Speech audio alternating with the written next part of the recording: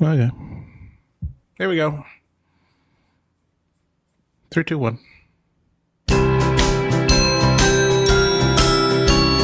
Everything Disney in and out of the house.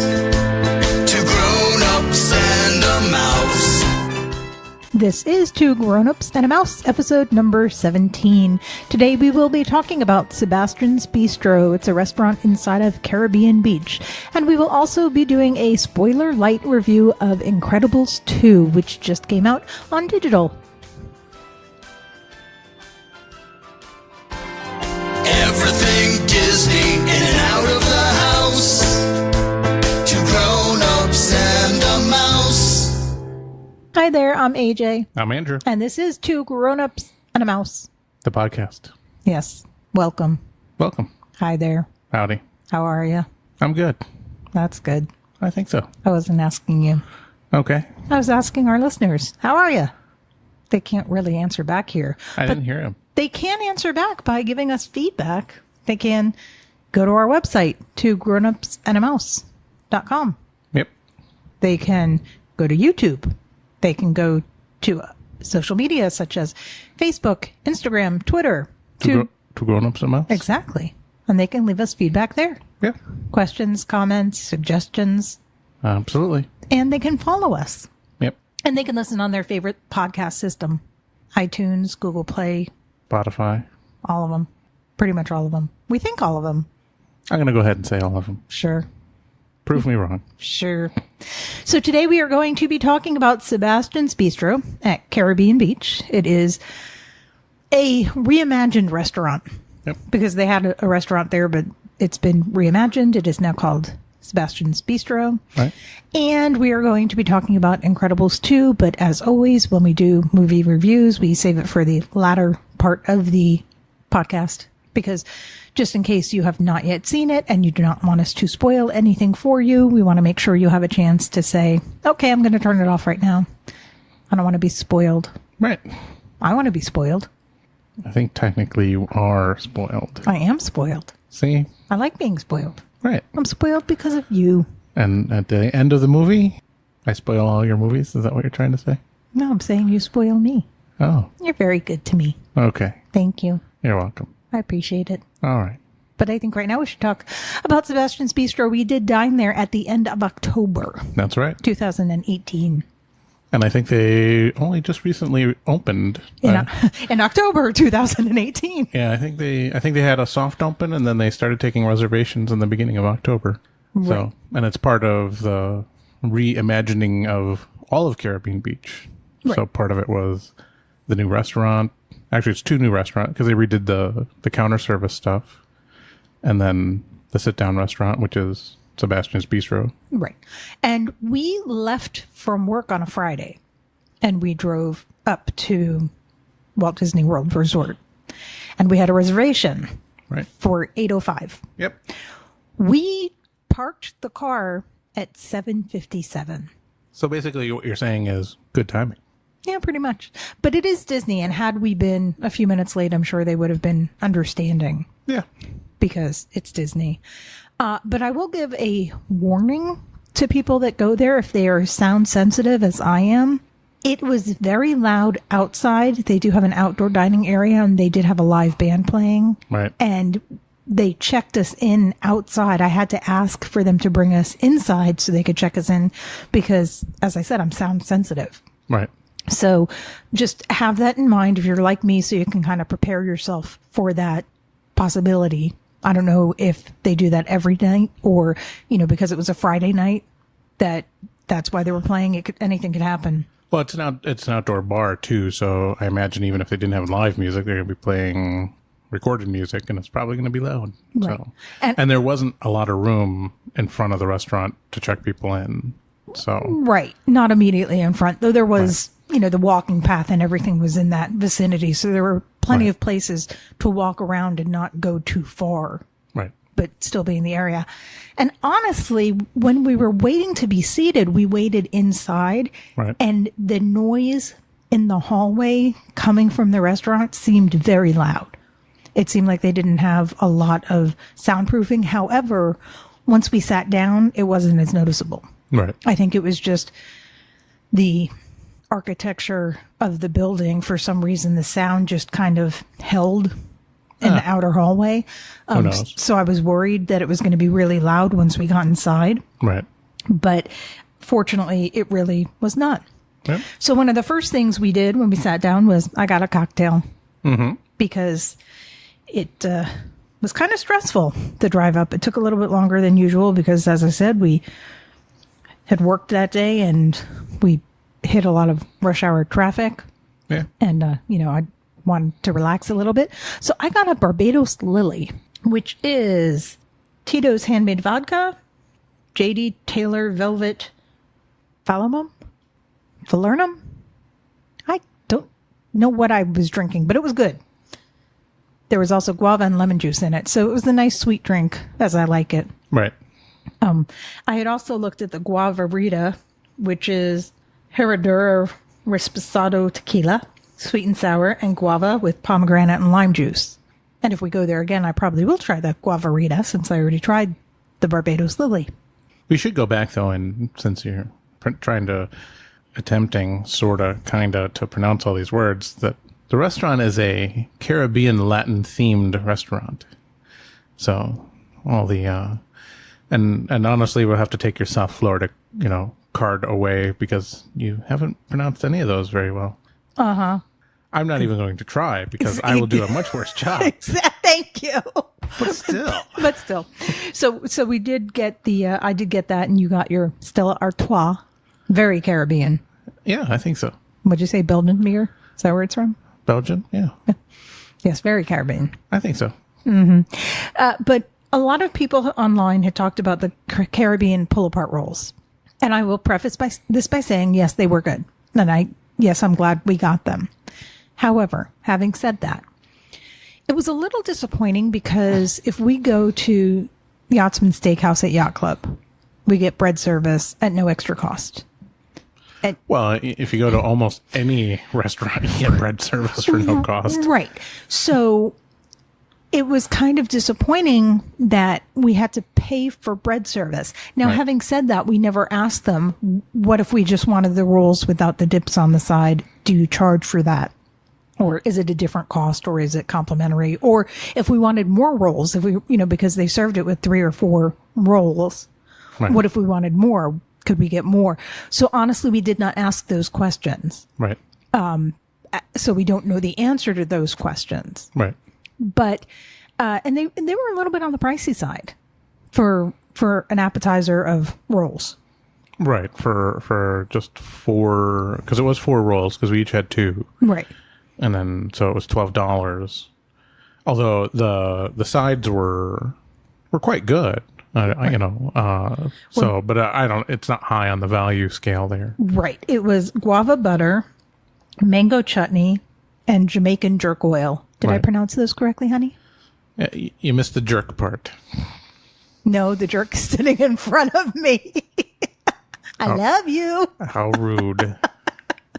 Yeah, so guava butter, mango chutney, and Jamaican jerk oil. You preferred the oil Right. out of the 3 of them because that would be the most similar to an oil dip that you would get with your bread in an Italian restaurant. Well, I like that the jerk spice, the Jamaican jerk spice that they put in. So, Right. I mean, it's similar in the sense that it's basically a spice in oil, as opposed, but instead of it being, pepper and oregano and yada yada yada. Right, it was jerk spice. All right. Now, I enjoyed the mango chutney. However, I would have preferred it on something other than a bread. Right. But just eating it by itself, I thought it was enjoyable. It had a good flavor. Sure. But what I really enjoyed was the guava butter. That was quite enjoyable. Yeah, it wasn't bad. I tried all 3. So It vaguely reminded me of the butter that you get at the Polynesian, which is made with honey, and I can picture them, but I can't think of the name. It's like a Hawaiian nut in the butter.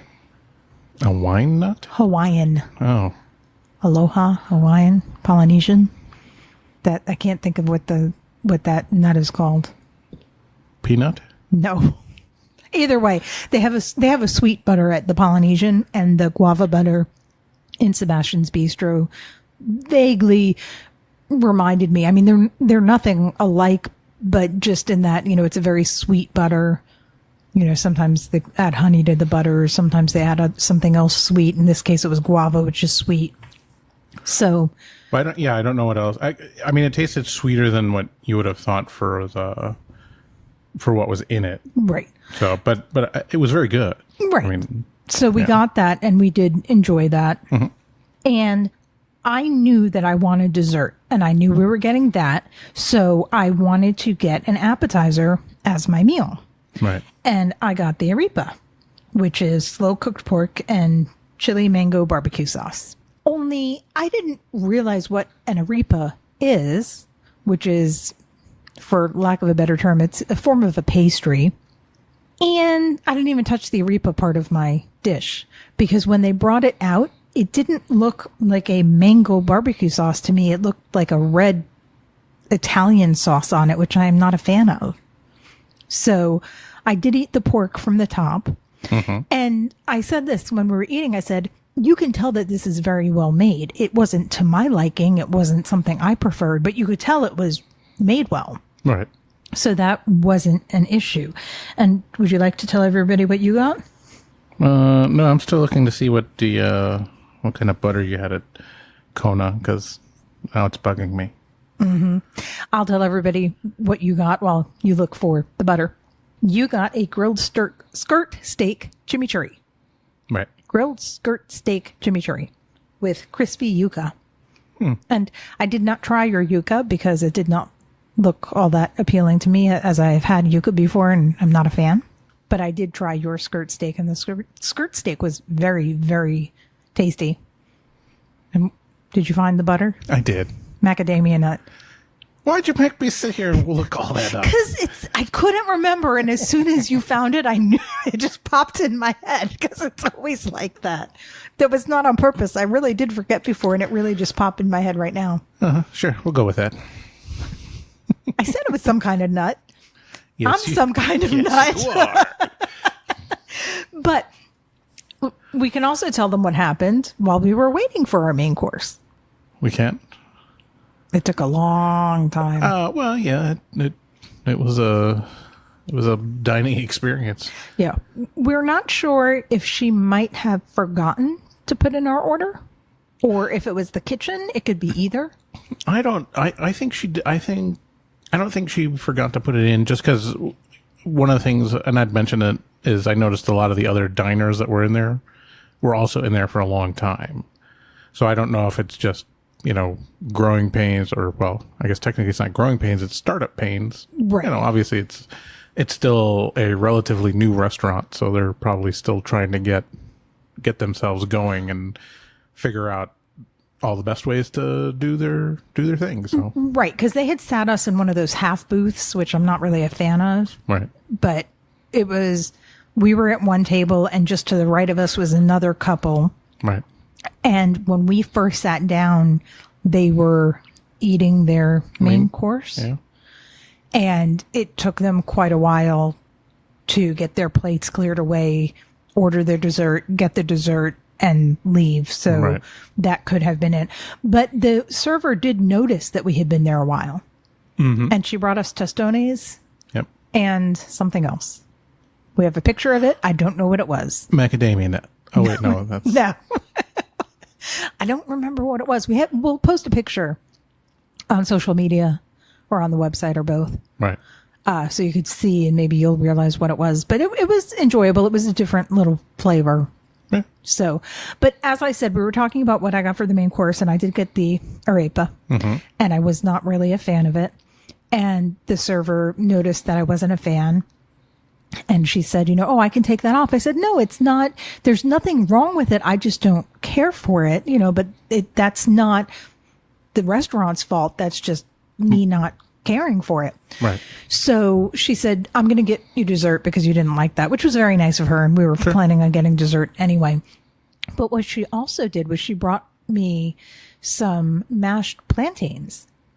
Well, we had talked about, what if we'd gotten if you'd gotten a main course, what other kind of sides you could have gotten, and that's what led to that conversation. Because like you said, you really liked the skirt steak, but you didn't like the fried yuca, which they were actually prepared very, very well. But I think it was just a little too much of it. But well, whenever something looks oily, even if it doesn't taste oily, but when it looks oily, I prefer not to eat it. Right. And that's what happened with the yuca. You offered me a piece, and to me, it appeared really oily, so it didn't look that appetizing to me. But even the server verified, she's like, yeah, you don't have to get what sides it comes with. You can mix and match and get whatever. So, and this is the same at almost every Disney restaurant. They'll always, what do they call it? You can change the whole setup, right? The main course, and so if you prefer one main course dish and prefer the sides from another, they're almost always happy to do it. I've never had them say no or anything. So for me, it's been 100%, but right. Yeah. They do tend to be very accommodating. They do want you to leave there happy. Just like she offered to take the dish off the bill. And I said, no, you don't have to, but she still felt bad. And she did buy dessert. So that, it for all those things, that's what makes it so enjoyable. Right. But yes, I would like to go back there and order a skirt steak for myself and get the mashed plantains on the side. Right. Though admittedly, she brought plain mashed plantains to me, but said it usually comes with like an oil or some other, it's prepared a little bit differently with a little more stuff. But she's like, but you can just get them plain like this. Right. So that was the main course. And there was a couple other things on there that looked really good. The server said the pork shoulder and the jerk chicken was really good. So there's a lot of other options to go with, along with the usual fish and vegetarian and yada yada. The one thing that was really surprising to me, though, is that the menu did not look like the typical Disney menu. And I don't know if this is maybe a new thing they're trying or with restaurants because almost every Disney menu, no matter where you go or what they're serving, there's always a New York strip. There's always a kind of I don't want to say the word plain chicken, but it's not a very exciting, it's kind of a more of a bland dish just to cover their bases for, if you go to Narcoossee's, which is strictly a seafood place, there's a New York strip and there's a chicken breast of something. Yeah, I understand what you're saying, but they do have the grilled skirt steak, so there's your beef. Well, but the skirt steak isn't anything like a but it's still strip. It's of course not, but it's still a beef. They have the jerk chicken, so there's a poultry, and they have your sustainable fish, so there's your fish. Wow, but yeah, that's not even remotely the same. I understand what you're saying, but they're still offering a beef, a chicken, and a fish. Right, but these are all Caribbean Latin themed dishes. It's not even the fake theming of it. I mean, a skirt steak with chimichurri is a lot different than just, here's a New York strip with mashed potatoes on the side. Right, but you could get the skirt steak without the chimichurri. Or you could get the chicken without the jerk sauce on it. I'm sure they have plain chicken there. Because if you look at the kids' menu... Well, the kids' menu is pretty... They have it's similar. They have a shrimp skewer, a whole grain penny, a jerk chicken, a beef and mushroom blended burger, a pork shoulder, and a Jamaican meat pie. It's much more themed than usual, I guess, is really the way I'm going with that. It's not exactly the same as what you would normally find. And maybe it is something that they're doing. Or maybe it's not. I don't know. Right. But that was our experience with our main course and our appetizers. Or in my case, my appetizer was a main course. Right. Which, they didn't have a problem doing. But before we had even gotten to the restaurant, I had seen the dessert menu. And the banoffee tart, which is banana custard, chocolate ganache, and caramel sauce. Right. Looked really good to me. The only thing I would say about that is... I don't know if it was a whipped cream on the top or like a key lime pie has it too, like that custard thing at the top. Not custard, because the banana custard was the center, but it was almost like marshmallowy meringue. That's right. I think there were like little pieces of marshmallow or meringue on top, and they weren't bad, but I could have lived without them. Right. I would have been happy just with the chocolate, the banana, and the caramel. Sure. But it was very, very enjoyable. I would go back there just for that dessert because I really did enjoy it.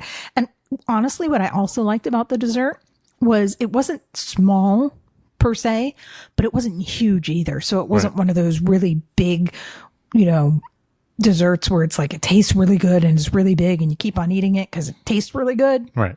But you need it like you need a hole in the head. Exactly. So I did like the size. I thought it was a very nice portion. Sure. So that was our experience, unless you wanted to say anything else about the restaurant that I might have missed. No, I think it was good. I think there's some growing pains. It's not a very big restaurant. And it's not a very inexpensive either. It's on the pricey side for the main courses. I mean, they range between $20 and $30, Right. or 19 and 34 are the current prices. And this is now, we're the beginning of November 2018. Right. So yeah, it's on it's not a signature restaurant. So, but it's on that's on the pricier side of the next level down, I guess, is a good way to put it. But let's say that you like the arepa. Right. If you ordered that was a nice size dish. And that also will be posting pictures either on social media, on the website, or both. Sure. So you can see, it was plenty of food as a main course. Mm-hmm. So you could definitely go there and not spend all that much money. I mean, we spent a little bit more because we got alcohol, we got the pull apart rolls. Right. So it was a little on the pricey side, but you can definitely go there and be more budget friendly. Sure. If you wanted to. But again, those are just things we like to mention just to kind of prepare you Right. for, what to expect. And of course, if you didn't already know this, the menus with the prices are available at waltdisneyworld.com. Mm-hmm. And you just look up dining and then you click on menu and they will show you their breakfast, lunch, dinner, depending on the restaurant when they're open. But it will show you the menus with the prices. So that is really nice. Sure. It's a great tool to prepare yourself if you are on a budget. Right. And, you don't want to spend all your money at one place. Right. But yeah, we'll definitely go back there for the banoffee tart, if nothing else. Oh, no, I will definitely go back. There's a lot more food. Like you said, the food was very well prepared. Yeah. It was definitely quality. So it's just a matter of finding something that meets your taste buds. Right. So. Right. Oh, and another thing, speaking of the growing pains, like when I worked in a restaurant before, so I understand that even if tables are open, you don't necessarily want to seat people because you don't want to sit one server all their tables at one time. You want to stagger them so that, the timing is good and you don't have everybody waiting for you and, you get caught up. Or in the service industry, you call that in the weeds. So Right. I understand that. However, having said that, there were quite a few tables quite spread across the restaurant that they weren't sitting. So I think that also can be attributed to what you were saying about it being growing pains and them just opening, establishing themselves and trying to get in their groove. Sure. But it wasn't the end of the world. They did seat us within 10 minutes of our reservation time, give or take. Well, yeah, it was enough time to get there, check in, and then for them to put us into the queue. We didn't really wait per se. So. No, it wasn't. I mean, they didn't sit us at exactly 8:05, but it wasn't a long wait. It was just a couple minutes that we stood there. All right. Well, I mean, by the time we walked up to it, it was probably 8:05. So. Right. So either way, so that is our discussion about Sebastian's Bistro in Caribbean Beach. And now we are going to talk about Incredibles 2. If you have not seen Incredibles 2 and you do not want to have any spoilers, then thank you and we'll catch you next time. Yep. But if you do want to listen to Incredibles 2, that's what we're going to talk about right now. Yep. So we watched it last night. We did. On digital. That's right. And my biggest comment is it was very predictable. I will word it that way. Wow. Since we want to be spoiler light, the storyline to me was predictable, and you'll see when you start to watch it, you'll be like, yeah, I kind of saw that coming. Right, but the thing is that a lot of a huge majority of Pixar movies are like that, and honestly, any kind of sequel, sequels just kind of you don't have that first time magic. So here you have to have a story, and there's only so many ways you can go with a story. So We need to watch it again because I just realized I never saw the Pizza Planet truck. Oh, well, I'm sure it's there. I'm sure it is also, but I never saw it. I wasn't really looking for it because John Rathensperger, is that how you say his name? Ratzenberger. He's in every Pixar movie. Yeah. And in The Incredibles, he was Underminer. Right. Which was the very end of The Incredibles. The Incredibles 2 basically starts right there. Right. For, give or take, that's basically where the movie starts. So, no, I mean, it's literally at the end of The Incredibles, they're at the track meet with Dash Dash as they're walking out of the just track. Dash. Whatever. Jack. Jack Dash. Whatever. As they're walking out of that track meet, that's when the Underminer comes up, and the movie ends as they all put their masks on as they're going to go fight the bad guy. Right. So that's basically how the movie starts. So I didn't have to listen for him because he was right there, right at the beginning of the movie, because that's something that they always have is he's in every movie, not necessarily big roles, but he's always in the movie. Right. And the Pizza Planet truck. And I never looked for that. Well, you missed a couple others because there's always a Lugzo ball that's in there somewhere. I didn't really pay attention. There's always a reference to 113 because that's a room number. A113. Right, A113. That's a room number at one of the local colleges where not all, but a huge majority of Disney animators had gone to school. There's always a Pizza Planet truck. Honestly, I bet one of the characters they said was a pizza delivery man. So I'm gonna guess that there was a truck outside of his domicile, if you will. But I did see the 113. I didn't see the ball. I didn't see the Pizza Planet truck. I didn't see. I'm trying to think what else. There's a whole bunch of Easter eggs in every Pixar movie. So right, but we weren't watching it for that. We were just watching it to watch it, and I did enjoy it. I mean, it was a cute movie, but as soon as it was over, one of the first things I said to you was the first one's better. I was expecting as much. I mean, it's pretty rare that a sequel is better than the original, but on the flip side, I don't think this was bad. No, I thought it was quite enjoyable. There's quite a lot of laugh out loud kind of moments because just of the wackiness of Jack. Right. Was just, I mean, it was hilarious at times. Well, there were not plot holes, but there were things that they'd happen and I'd be like, why didn't they do this? Why didn't they do that? Oh, I can't talk. Why didn't, that was pretty bad. Why didn't they do this? Why didn't they do that? Because they could have avoided the... And you know what? There is an answer for that. Because they're coming out with Toy Story 4.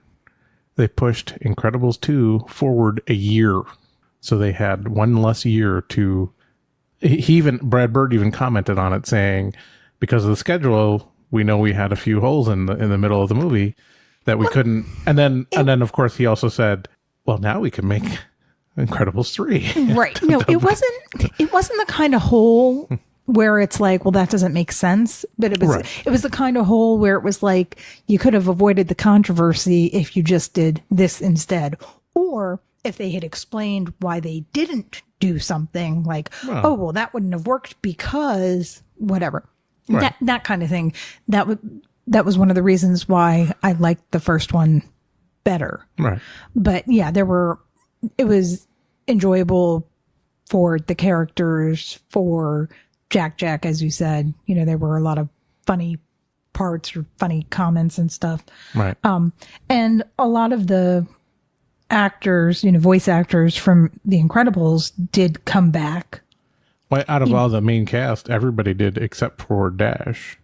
Right. So it's still Coach. Right. Craig T. Nelson and Holly Hunter, the two big ones, Mr. and Mrs. Incredible. Sarah Vowell is Violet. She was the original. Samuel L. Jackson is Frozone. Right. And honestly, I commented to you that Mr. Incredible didn't sound like himself. But that's probably just getting older or the way they recorded him. Well, it might be a mix of both. It was like the pitch was like higher or something. So it sounded a little bit off. Well, not that you want to feel older or anything, but The Incredibles is 14 years old now. The 14? first one, 2004 was when it was released. So, I mean, that's a long time. That's a long time. And Craig T. Nelson's like 74 now. So, I mean, that's, you're going from 60 to 74. That's you start getting into that changing area. So, the only main character, like I said, is Dash. They had a different voice actor, mostly because like I said, in the 14 years, the original voice actor grew up and, probably sounds like this now. Right. So, hard to play that young boy. Well, there were some new characters. Of course. And one of them was played by Bob Odenkirk, who that name may or may not sound familiar to people. And even though you and I never watched Breaking Bad, I knew he was in Breaking Bad. Like as soon as I heard him, I was like, I could picture him as soon as I heard his voice, and I looked it up and that's who it was. He's Saul, from Better Call Saul. And then Catherine Keener, who I know whenever I see her, I think of her dad because I used to work in a casino that her dad played poker in. Right. So I always recognize her from that more so than her work. But she also she's one of those actresses where if you see her, you'd be like, I've seen her in things before. She's probably best known for The 40-Year-Old Virgin. Right. That was, one of her bigger movies. And Sophia Bush, who also has, a relatively distinctive voice. And honestly, I think because we're too old, I couldn't really tell you what she's known for. Right. I just know that I've seen her in a lot of things recently. Sure. But those really cover the main characters. There's a bunch of other characters too. And then, they didn't give Edna Mode enough screen time because she's always an enjoyable character. Well, everybody loves Edna Mode. Right. Darling. Exactly. The funniest part is he's voiced by the director. Or she's voiced by the director. Which is a he, Brad Bird. Right. No, the characters were good. Like I said, I don't want to spoil it, but it was, to me, predictable. As we're watching it, I was like, yeah, this is going to happen. And that wasn't what I predicted, wasn't exactly what happened, but it was relatively close.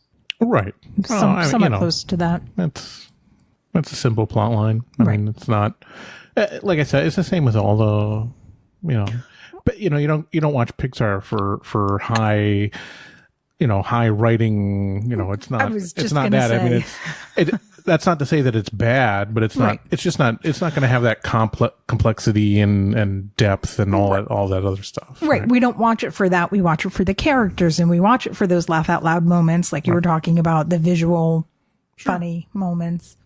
And let's talk not about The Incredibles, but that short. There were two shorts that came with it. One was called Bow. Yep. And the other one, I didn't notice what the name was, but it was basically another Jack short. Well, it was in the movie, Edna Mode babysits Jack for a night.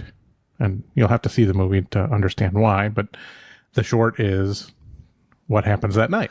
Right, which is basically what the first short was with the first movie. Exactly. Because the babysitter right, babysits Jack, and then the short was basically what happened while she babysat. So it's basically the same thing, only this time it wasn't a babysitter, it was Edna Mode. Right.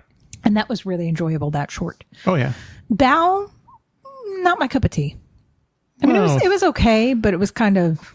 I thought it was good. The shorts are always kind of, to me, they're hit or miss. I mean, I can appreciate the art, I guess, is a good way to say it. It's not my, I mean, I'm the same way. I don't really I'm not looking for high art or things that are maybe purposefully tug at your emotional strings and all that. It's just kind of. Well, honestly, the main character is a female, and for the first few minutes, I thought it was male. That was part of my problem with it. Well, I didn't have that issue. I did. I really, because the character wore earrings, but that doesn't mean anything nowadays. So I honestly thought it was male. And then when I realized, oh, wait a second, that's a female, it kind of changed the whole story. Right. So that might be why it wasn't really my cup of tea. I appreciated it, but it just was like, a lot of people talk about how great it is. And I was like, no. It's just, I mean, I like Lava. Right. that short. I don't remember which movie it came out with, but but that short was really, really cute. And it was also a very simple storyline that was basically told through the song. Right.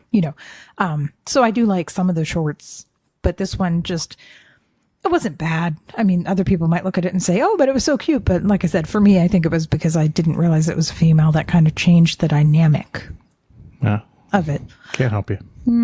But again, we will watch it again because they're the Easter eggs I want to look out for this time and, maybe pick up on something that I might have missed with the first go around. Oh, sure.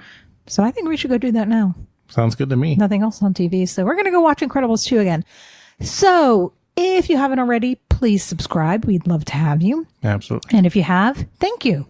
Yep. And I know that you found us because you're listening now, but just in case you wanted to find us another way, as we said, we are available on pretty much all of the podcasting systems, Apple, Google Play, Spotify, or you can go to our website and listen from there to grownupsandmouse.com. Or you can follow us on social media. You can actually listen to it through YouTube. We don't really have video with it, but you can listen through YouTube if that's your method of choice. And all of our social media, YouTube, Facebook, Instagram, Twitter, always 2 Grown-Ups and a Mouse. Right. So or just type it into Google and you'll find us. Yes. So on that note, I am going to say good night. What about good morning? I always forget that. Why don't you remind me before we record that, not everybody listens at night? Exactly. What about good afternoon? Or good evening. I said good evening. No, or did I say good night? You said good night. I'm saying goodbye. Fine, I guess. Bye. Bye.